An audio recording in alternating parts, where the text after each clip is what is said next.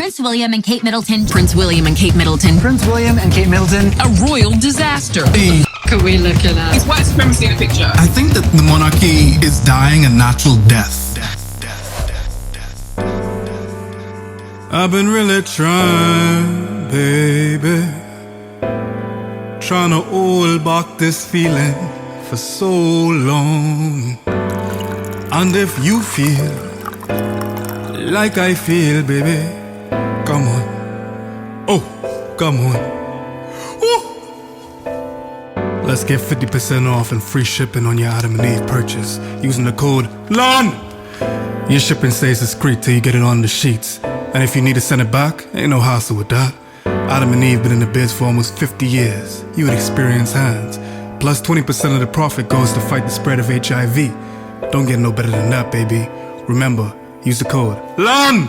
So the queen catch COVID, right? Beyonce got the Rona? Nicki got COVID? No, you inbred goat. Queen Lizzie, Elizabeth.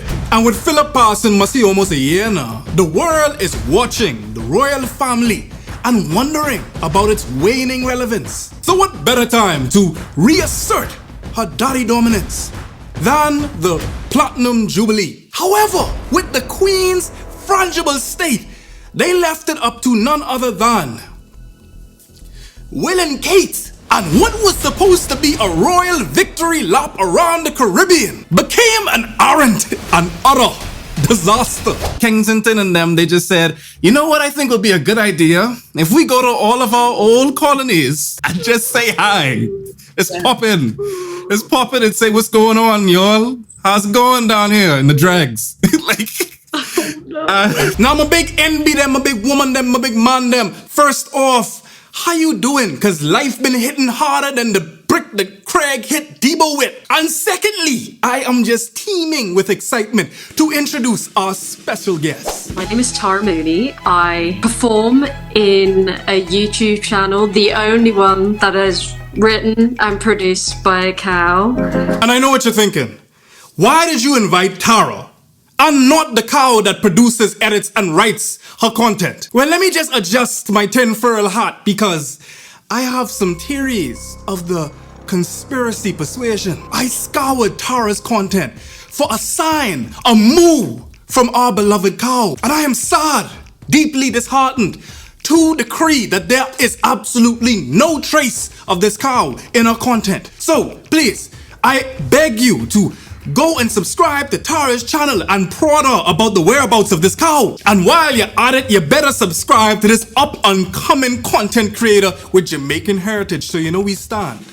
Hyphenated J. I am Hyphenated J. I basically cover Black British social history because I feel like it is, I'm loath to say neglected, but I don't always feel like it's very accessible. Given that this channel is dedicated to saving Caribbean culture with commentary by elucidating, taking out the mystique out of these other experiences such as Tara's and Jay's are extremely relevant. Cause let's not lie, chances are that you who are watching this is from Yankee Doodle Town, and ain't nothing wrong with that. America, where guns are to the left, McDonald's is to the right, and anti-vax rally is organizing over yonder. And if you look far in the distance, you could just about make out the outline of this mythical American dream that everybody's raving and ranting about. And while continental USA was clamoring about Will and Jada, which we also inevitably touched on in the live stream a little bit longer than I would have liked to. However, that is in the nebula cut of this video that you can find in the description of this video.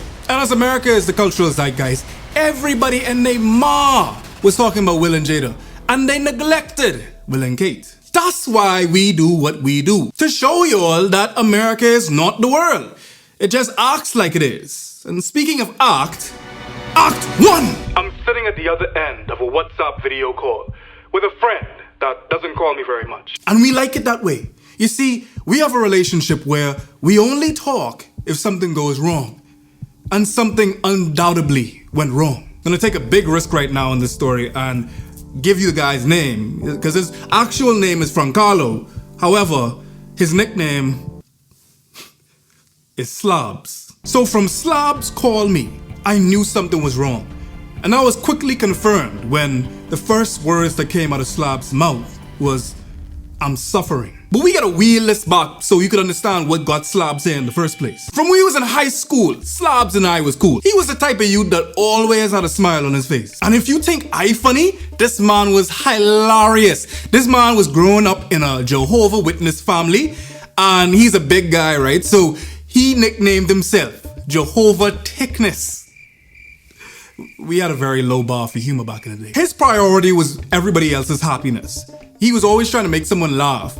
And the sad thing was that, nobody really checked for Slabs. Nobody wondered how Slabs was, outside of, can Slabs make me happy? So trigger warning for mild homophobia. We had homework due, so the teacher was getting rather frustrated with us because Slabs has this habit of acting like the dog eat the homework. So the teacher picked up Slabs' book bag and opened it upside down and just start pouring out everything that was inside Slabs' bag. Let me tell you something, I have never seen the look of horror on Slabs' face. I swear to God, this man was terrified. Slabs would religiously skip PE, right? So I've never seen Slabs run before this very moment. Slabs, Usain Bolt, all the way over by the teacher so he could go and get to his bag. So all these rapscallions of kids began to crowd Slabs as he was shuffling around his bag trying to get everything, all of the contents back inside his bag. And one of these little dirty kids with their bungy fingers pick up one of his books. And instead of notes being inside this book, as you would come to expect a composition book to have, this book was brewing beyond the brim with extremely detailed pencil drawings of penises. Veiny cock, uncircumcised cock, you had dick all up in the ledger, you had the whole multiplication table in the back was full up with dick. Pages and pages worth of penis all throughout this book. And the kids rallied around Slabs. And it was like, Slabs like man, Slabs like man, Slabs like man, he got a book full of dick. They was tormenting Slabs, I ain't gonna lie. They really, and I ain't gonna sit in front of you and act like it wasn't me too. I was not the foreign that I was today, where, I've addressed homophobia and everything in that video. I was the puerile, immature foreign who most certainly got into that little covey of kids and, Slabs like, man, he got a book full of cock. But even me at that age, as I saw Slabs begin to cry, I was like, okay, this ain't funny no more. Finally, the teacher came and, they was just like, okay, settle down, kids. And we all went back to our desk and everything was cool for a while, right? Till one of the kids say that since Slabs like meat so much, meat, you get it. Since Slabs like meat so much, we could call you Slabs. And that's how Slabs got the name Slabs. Because of a slab of meat. Kids creative and cruel at the same time, And Slabs, being the class clown that he is, said, you must think that that's a punishment. I like that name. Call me Slabs. So after class, I go on to Slabs and I was just like, bro, you got a book full of balls. What's going on? And he uncomfortably said, I just like drawing it. So I let it go. And to this day, I really don't know if I let it go more so because I could tell that he was uncomfortable and he didn't want to address this engagement with sexuality at this age, at this time, or if it was me that didn't want to address it. So I went stateside for college and he went over to Canada. And it didn't take very long for Slabs to bruck himself out and come out of the proverbial closet. Slabs was out and bad. I talking about Slabs was winding up himself, showing his water waist in the Pride March and everything in Toronto. I talking about this boy was so happy to be out and I was so happy for him. That didn't surprise me, but this call surprised me. So it's the current day and I'm sitting across from Slabs. Slabs has a partner. Slabs has an adopted kid. Slabs is out in his truth. But Slabs is bawling right now, like crying profusely. So another trigger warning for Dysphoria. He called, overwhelmed with tears, literally choking on tears, and said that he just watched my Gendering is a Luxury video, which if you haven't watched, it's one of my most popular videos to date. And he said he desperately needed to speak with someone about the feelings that he was having, someone that actually knew him. And I was like, bro, you don't come out as gay like long time ago. Like, what do we have to talk about? And he said that he's suffering in his body. He said that he needs a body to match his mind. And in this moment, I've never wanted to just give him a hug. You know, like, this is Slabs, this is my high school friend. Like, we went through the trenches together, you get me? So I asked Slabs, I'm like, well, what's your pronouns? And the crying stopped. And he looked at me with a simper and he's like, it is, or it's. And I was like, I bet. Can I still call you Slabs? And it said, I'll punch you if you didn't call me Slabs. And we erupted in laughter. And we laughed, I felt, for minutes. But it didn't take long for the laughing to subside and the fear to preside. Because unfortunately, it still had far more to tell me. Slab had a very close relationship with its 7-year-old son. And from what I could see, they were absolutely inseparable. Like, this kid was smart too. Like, I'm positive that this kid knew something was going wrong. This kid is like baby Sheldon from The Big Bang Theory. And Slabs was petrified that this change that it wanted to make was selfish because it may irrevocably damage or change their relationship. And I don't know what dysphoria feels like, but I told it that, listen, if you suffering, being in this body, that's suffering a land on that child's lap. Sheldon doesn't deserve that. I mean, his name isn't actually Sheldon, but baby Sheldon don't deserve that. And you don't deserve that. Because it sounds to me like you're being oppressed by your own biology. And Slabs looked at me dumbstruck. And it called out to Sheldon, told Sheldon to come. And I was just like, Slabs, what the hell are you doing? I don't want to be here for this conversation. I watched this child bounce inside the room, just excited to see his father, I think. Because Slabs was like, listen, I need to talk to you. Slabs tells little Sheldon that sometimes daddy feels more like mommy than he feels like a daddy. And sometimes it feels like vice versa. I was confused. So I can only imagine how confused this child was. I'm watching like the calculations in front of Sheldon's face. And Slabs could tell the child that it wants to go to the doctor to make some changes about how it looks. And Sheldon begins to dry up his tears and said, you know, will you still take me to the park? Will you still give me piggyback rides? Will you still make me grilled cheese sandwiches? And of course, Slaps was like, hell yeah, make it even better this time. And as they hugged, it gave me a second to reflect on their relationship, not changing for the worse, but evolving for the better, as a relationship can do. I think about how much Slabs had to leave behind in order to be free. It probably had to leave its own country behind in order to be free. So I was sad about that. I was sad about the fact that people like Slabs, people like Fantastic Fox can't have conch salad on the beach with a Heineken. And I also thought about the people who are there, who are not able to be who they are, and how that's oppression. Their biology and their society is oppressing them. No, their society is oppressing them. Because biology doesn't dictate or make you feel like you're not who you are supposed to be. It's society that makes you feel like that. It's colonialism, it's white supremacy that makes you feel like your biology is supposed to dictate a particular experience. And Slabs, like everybody else, deserves to be free.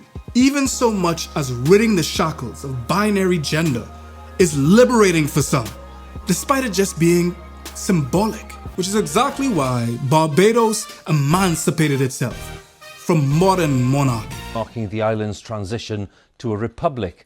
Barbados, which gained its independence from the United Kingdom back in 1966, has since been a Commonwealth realm, with the Queen as head of state. So you're probably wondering why Barbados even had to make this change for independence if they were already independent. You see, many former colonies still recognize the Queen in their hierarchy. And despite countries like TNT and Grenada making this move eons ago, Barbados doing this holds some gravity. Barbados making this decision started a domino effect. Independence always. The Prime Minister of Barbados says the time has come. We believe that the unfinished business ought not to go past the 55th anniversary of independence. Motley is probably one of the most interesting and polemic figures in Caribbean politics. And the reason why we need to appreciate the gravity of Barbados making the move away from the monarchy is excellently explained by Hyphenated J. Barbados has had an interesting reputation with other Caribbean nations historically, where they were kind of seen as Little England. So for them to have had the gall and the audacity to stand up in their blackness, in their anti-colonialism, in their pursuit for independence, pursuit for true independence. And then they made Rihanna a national hero, didn't they? And then it kind of set a lot of conservatives off. But that was like, why is she wearing that dress? But Barbados has always had a interesting proximity to Great Britain. The point where many of the Bajans that I encounter in the Bahamas have exuded and embodied that poshness that is typically associated with Great Britain. So for them, of all people, to make this move kind of set the tone, the mood for the Caribbean. It begged the question, why are we a part of a Commonwealth that we share no wealth in common with? What benefits do we have as having the Queen as head of state? Now, it is important to note that many of these Caribbean countries are still a part of the Commonwealth of Nations, and that this is a symbolic change in essence. However, as we know from the story of Slabs, symbols can mean a lot. My family are Irish, so we're not fans of the monarchy because of the whole colonialism in Ireland thing. That being said, even people that don't like the monarchy, such as my family, have a weird soft spot for the Queen. Yes. And here's the thing, when she dies, because everyone dies, I would be curious to see what happens when Charles becomes king, because he's far less beloved. He's actually disliked. So I do wonder if the monarchy will last. And it's important to treat this with nuance, because no country, no person, nobody is a monolith. Surely you could find some people in the Caribbean that are fans of the monarchy, of the royal family. My Nana, who most likely will watch this video, hi Nan, will hurl expletives at me for execrating her dear old blighty. That is an attitude deeply associated with the older generation in the Caribbean in particular. But how about the millennials and the Gen Zs and Xs? I don't know, there's all kind of different demographics. How do they feel about it? We need to be free. But people here still have strong views about becoming a republic. It changes nothing. Is life going to be better tomorrow? Okay, we are going to be a republic. Are the people still going to be living from paycheck to paycheck?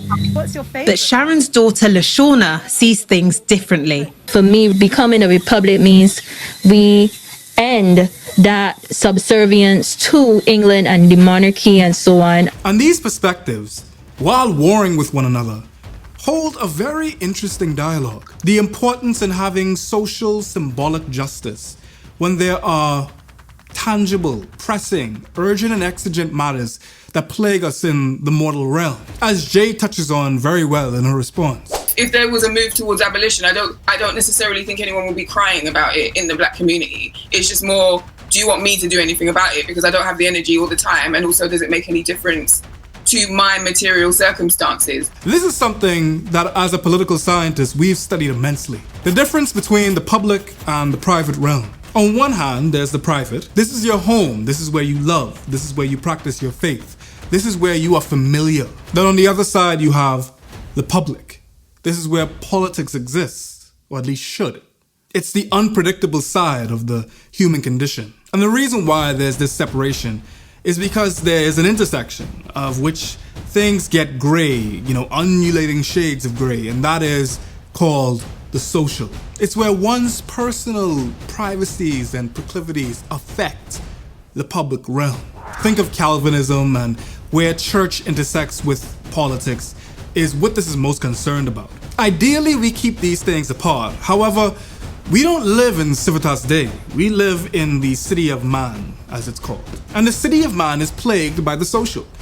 You have to have your peas intermingling with your mash, to the point where people rarely even recognize the privilege of even engaging in politics. When we look at the French Revolution, you can't really have like a successful revolution or be politically engaged when you're worried about Maslow's hierarchy of needs, when you're worried about how am I going to feed myself? And it just shows the privilege of politics, the privilege of being politically active and engaged. So the question is, do symbols matter in a world where basic needs aren't being met, where people are starving on the street, dying because they can't afford healthcare? And the UK would have you feel like it's this monolithic, puissant country that, stretches from each pole, and it's all artificial actually. They went from drawing themselves bigger on the maps that they made and, slightly increasing their borders to very literally increasing their borders with imperial pursuit. When in actuality, Great Britain, this little island, it's amazing. People forget that this is a little island that just had the gall to go across the world. The audacity to go across the world. We have nothing if not audacity. Which brings us to today, where the British Empire is undergoing extreme amounts of devolution. And at the last stand against the tides of time, the royal family sends out its Pokemon to fight. And with Barbados cutting the proverbial cord, it's pretty clear that there's trouble in the Thames. So on the Queen's Jubilee, not that Jubilee, and the royals and their former colonies find middle ground this week on Jubilee. On the Queen's Jubilee, Will and Kate set out on a diplomatic mission to maintain the monarchy's influence after Barbados set forth a troubling prognosis. So many faux pas. Is it really a faux pas if they meant it? So many faux pas followed Will and Kate, like an ominous cloud, pregnant with rain, thunder, and brimstone. I mean, they were met, greeted, not with fanfare, but with protests in Belize and Jamaica. And who could blame them? Look at the skulls they was digging. Hopefully it'll pop up. It's gonna pop up. Moment. It's gonna pop up, and when it happens, your face is gonna drop. Here it is. Yes, that image. Yes. That's just the start of it. It's white supremacy in Pictorial. That's probably the best way to summarize it. Like, they literally sat on this garlanded throne on people's shoulders. I was gonna say that, but let me be anatomically correct. Shoulders, but you have cars. This is clearly in the present day. Horse and buggy. The world that Will and Kate must live in, to find it fit to consent to being carried on the shoulders of Belizeans. I just can't believe it. And to think that so much discord ensued about, is the royal family really to blame? Is the royal family really culpable when it comes to slavery? Wasn't that other things and other institutions that was responsible for that? The royal family are celebrities. They didn't do it. Which, in honor of the Queen's Platinum Jubilee, I'd be remiss if this video were not shown. And it abolished slavery in 1837. By then, Britain had abducted and enslaved at least 12.5 million people. Many of them were Jamaicans. In 1833, Britain paid off 46,000 British slave owners. They were given £20 million, almost 40% of that time's annual budget.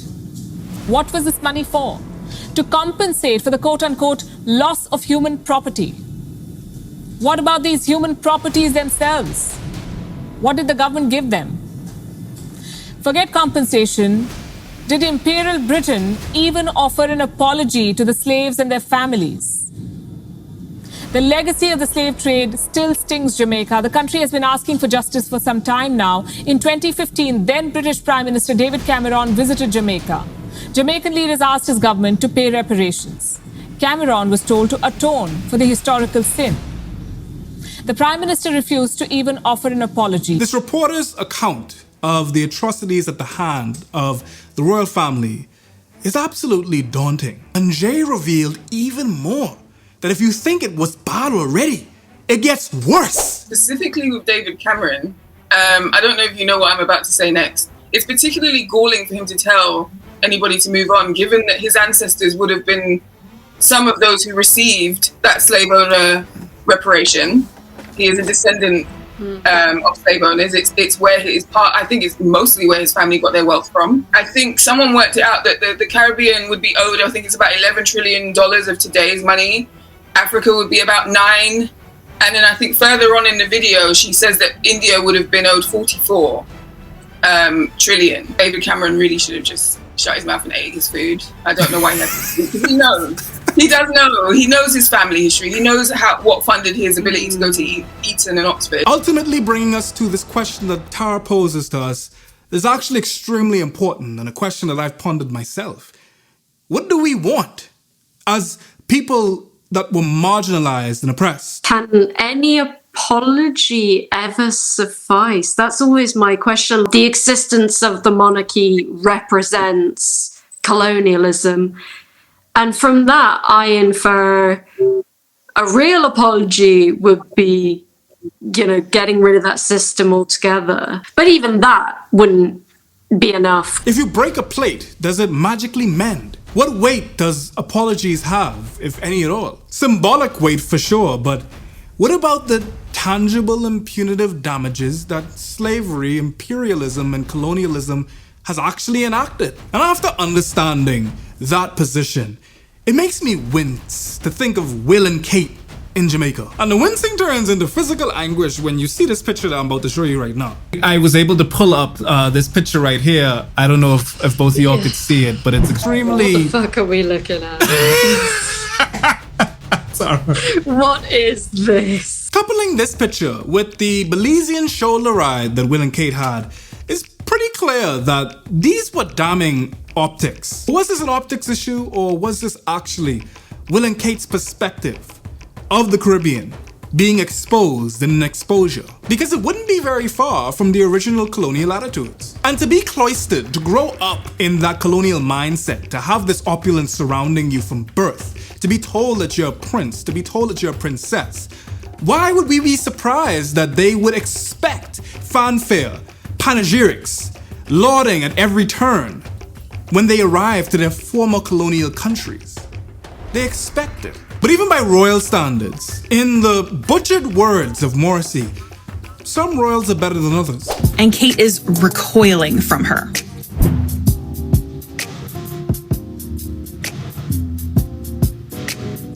And I already know what the excuses for that video are going to be. She's royal. They're not supposed to touch her. In 2022, your argument is God made them better than everyone else, so we're not supposed to touch them? You can't have it both ways, and you simply can't try to emulate this woman while doing things like what just happened. And this TikTok was an excellent focal point for Tara to finally discuss the hierarchy of royals in skullduggery. I was bursting to talk about Diana. When people talk about the not touching Diana, there's this classic quote from her where people say, why don't you wear those big fancy hats? And she's like, well, how can you cuddle a child in a big hat?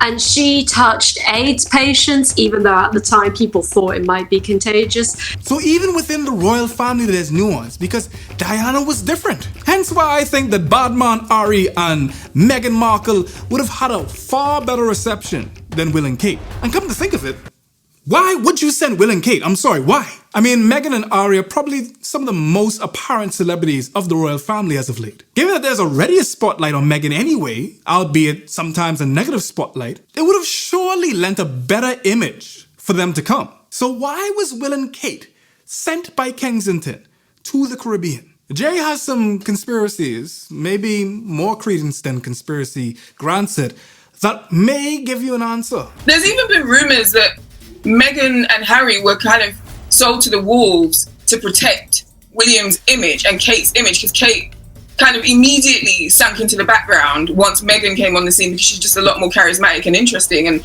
far more interesting. She's not just some random middle-class woman. She is an American, she is a divorcee, she is half black. So Kate didn't really stand a chance. And so there are rumors in the background, this is like celebrity crap now, but whatever, it might have some standing, that part of what happened to Harry and Meghan was on the back of maintaining Will and Kate's position as top young dogs, as the next generation. It's like, you can't eclipse them. You have far more riding on this. You are literally going to be king and queen one day. And there's always a bit of truth in every conspiracy, right? But there has to be some type of explanation why Kensington Royal thought that sending Will and Kate would be putting the royal family's best foot forward. Cause it looked like Will and Kate have 4 left feet between the both of them.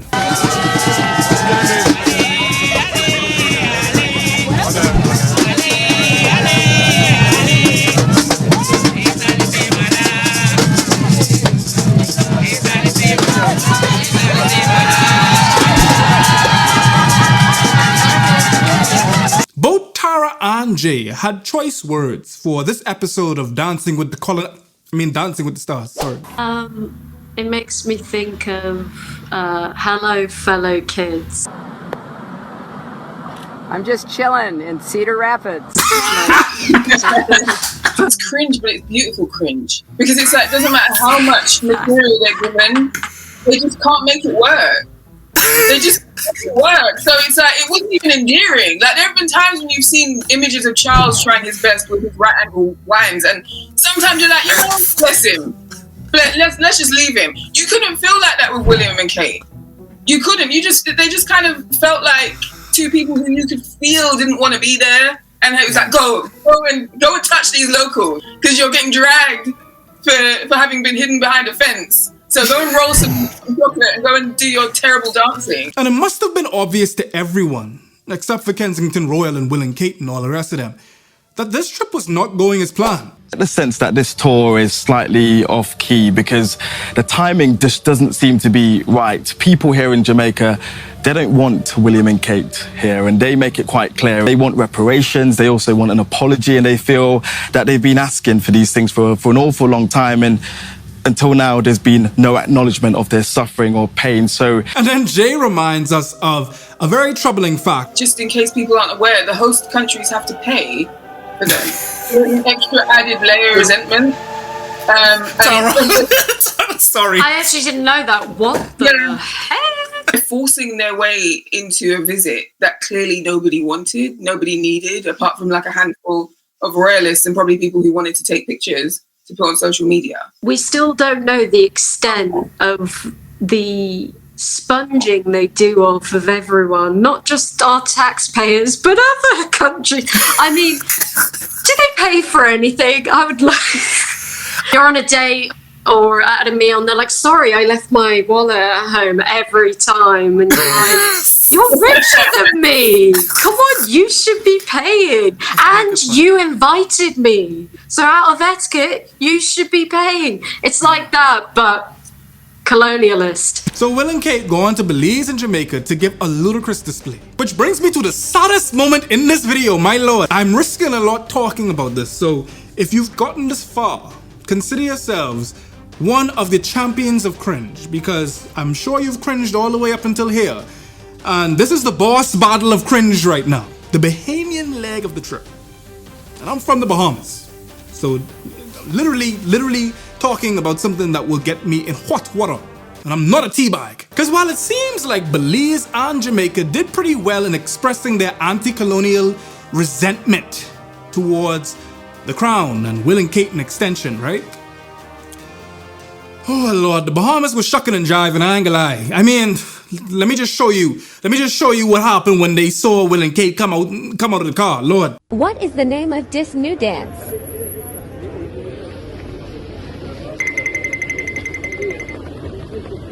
I mean, even Prime Minister Holness of Jamaica knew that he needed to go and tell Will and Kate this. Jamaica is, as you would see, a country that is very proud of our history, very proud of what we have achieved, and we're moving on. So instead of us doing that, we did something very different. People were so excited, they were so wet up to see Will and Kate, and I don't understand why. I don't know why we still hold the royal family to such an omnipotent and unreachable pedestal. Because we know exactly how we were royally censored in some cases with Blind Blake, one of my Bahamian favorites. Blake, tell Perry about the song you wrote about the Duke and Duchess. Oh, but 1940. I composed a song about the Duke. When he abdicated the throne, I called it Love Alone. And I was singing the song around until I hear knocking on my door. I said, who's that? It's police commissioner. Police commissioner. So he said, Blake, as you know, the Duke is coming here to be governor of our island.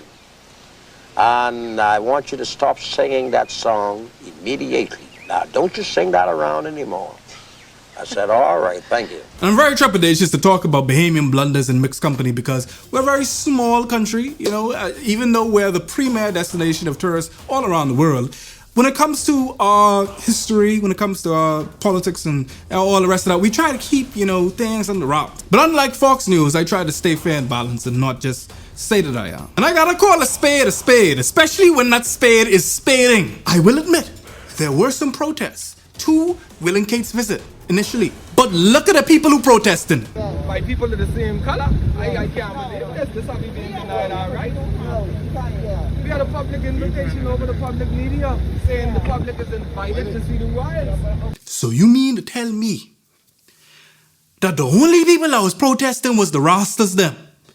The Rastas, Rastafari came from Jamaica, originated in Jamaica. You had the Jamaicans, the Rastas come all the way to the Bahamas to be the ones that's actually advocating for our best interests. Granted, I believe that an official statement came out to diplomatically talk about some of the grievances that Bahamians had.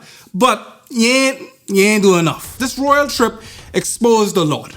It revealed royal attitudes that weren't seen in a while in this center stage. It revealed the schisms, the differences between loyalist attitudes as well as abolishment attitudes in the Caribbean. And if the goal was to remind the region why the monarchy is still relevant to this day, Tara and Jade have an excellent explanation as to why that definitely was a goal unachieved. Either there is a huge amount of hubris where they were just underprepared and thought that they could come with the same energy that they usually come with. Because to be honest with you, had this happened 10 years ago, I don't necessarily think people would have picked up on how poor the optics were. But I think the mood has changed. Everybody is fed up of them because of things like Prince Andrew, if for no other reason, and what happened to Harry and Meghan. They just don't have the charisma like someone like Diana. So if you ask me if we should be abolishing the monarchy, not necessarily. I think that the monarchy is going to abolish itself. I think with every step, they're revealing how irrelevant they truly are. And with every buttressing figure passing away, it symbolically represents the passing of time that renders the monarchy a relic. As Prince Will put it, relationships evolve. And I think he's so right. Just as slabs evolve from being a caterpillar drawing dicks inside a composition book to a beautiful butterfly flying free from the shackles of oppression, so should these former colonies transcend their titles and bask in their freedom instead of being metaphorically cropped like a whip. Remember, use the code LAND! Just like these crackers. Twitter. Okay. Couple of crackers here. So good. Yeah. Basically, the context is that this royalist reporter who's British has been sharing all these photos like, look at how great they look, and they're like a couple of crackers here. And in the UK, as Joe will know, cracking here is like a good thing. It's like, oh, cracking cheese, you know, oh, that's a cracking pair of legs. So he's like, oh, a couple of crackers here, like as in these are cracking photos. Bless his heart. Now touch up on these videos right here from Tara and Jay to learn more about great old Blighty. And tell them foreign sent you. You see what I saying?